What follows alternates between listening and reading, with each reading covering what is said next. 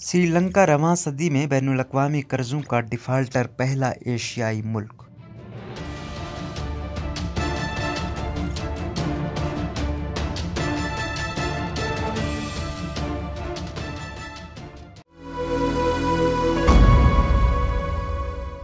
श्वेता शर्मा के मुताबिक श्रीलंका में शहरी सियासी और मुआशी बहरान से शदीद मुतासिर और मरकजी बैंक ने ऐलान किया है कि बदतरीन सियासी और मुआशी सूरत हाल की वजह से तारीख में पहली बार मुल्क अपने कर्जों पर डिफाल्ट कर गया है। मरकजी बैंक के गवर्नर नंदलाल वीरासिंघे ने जुमेरात को कहा कि मुल्क 6.3 करोड़ पाउंड तकरीबन 7.8 करोड़ डॉलर मालियत के 2 सारण बॉन्ड्स पर सूद की अदायगी के लिए 30 दिन की मोहलत के बावजूद बुध तक अदायगी नहीं कर सका। क्रेडिट रेटिंग एजेंसी मूडीज के मुताबिक श्रीलंका इस सदी में एशिया का पहला मुल्क बन गया है जो इस तरह की डेडलाइन पर पूरा नहीं उतर सका। बैनुल-अक़वामी कर्ज दहिंदगान को अदायगियों की आखिरी तारीख गुजर जाने के बाद बात करते हुए मरकजी बैंक के गवर्नर ने कहा कि हमारा मौक़िफ़ बहुत वाज़ेह है। हमने कहा कि जब तक वो हमारे कर्जों की तश्कील नौ नहीं करते हम अदायगी नहीं कर सकेंगे, तो इसी को आप कबल अज़ वक्त डिफाल्ट कहते हैं। उन्होंने कहा कि तकनीकी तारीफें हो सकती हैं, अपनी तरफ से वो हमें डिफाल्ट समझ सकते हैं। हमारा मौक़िफ़ बहुत वाज़ेह है, जब तक कर्जों की तश्कील नौ नहीं होती हम अदायगी नहीं कर सकते।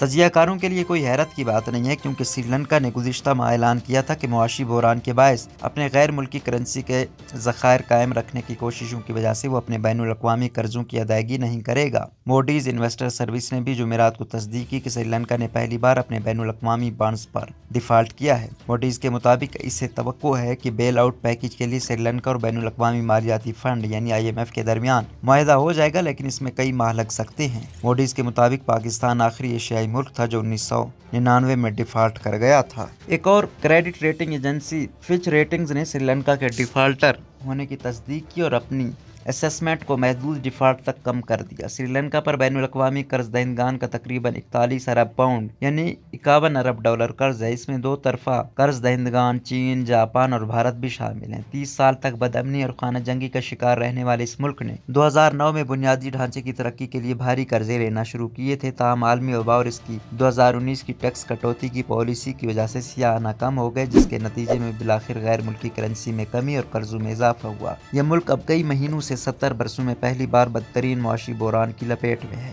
इससे बढ़ती हुई अफरात-ए-ज़र, गैर मुल्की करेंसी में कमी, खुराक, अद्वियात, तेल और दीगर ज़रूरी अशिया की शायद किल्लत पैदा हो गई है और शदीद किल्लत पैदा हो गई है। गैर मुल्की करेंसी की कमी की वजह से श्रीलंका इन अजनास की दरामद करने से कासिर है जिन पर वो बहुत ज़्यादा इन्हिसार करता है। इस सूरत हाल पर अवाम का गुस्सा मुसलसल पुरतशद्दुद मुज़ाहरों के सिलसिले में तब्दील हो गया, जिसकी वजह से वज़ीर आज़म महिंदा राजापाक्से को मुस्ताफ़ी होना पड़ा। झड़पों में तकरीबन 9 अफराद हलाक हो चुके हैं, जबकि दारुल हुकूमत कोलंबो की सड़कों पर पुरतशद्दुद मुज़ाहरों के बाद 300 से ज़ायद अफराद जख्मी हुए, जबकि मुतअद्दिद को हिरासत में ले लिया गया। श्रीलंका कर्ज दहिंदगान के साथ बेल आउट और कर्जों की तश्कील नौ पर बातचीत के लिए IMF के साथ बातचीत कर रहा है। जुमेरात को उन्होंने तवक्को ज़ाहिर की कि मंगल तक मुमकिन कर्ज प्रोग्राम पर मुआहदा हो जाएगा। श्रीलंका ने पहले कहा था कि इसे जारी बहरान से निकलने के लिए कम अज कम 2 से 3 अरब पाउंड की ज़रूरत है। मरकजी बैंक के गवर्नर नंदलाल वीरासिंघे ने खबरदार किया कि अफरात-ए-ज़र जो पहले ही बहुत ज़्यादा है मज़ीद बढ़ने वाली और तकरीबन 40% तक बढ़ जाएगी। उन्होंने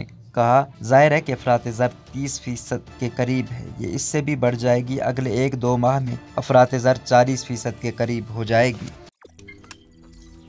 रोज़नामा कुदरत की वीडियो देखने के लिए अभी YouTube चैनल पर सब्सक्राइब करें और बेल आइकन पर भी क्लिक करें।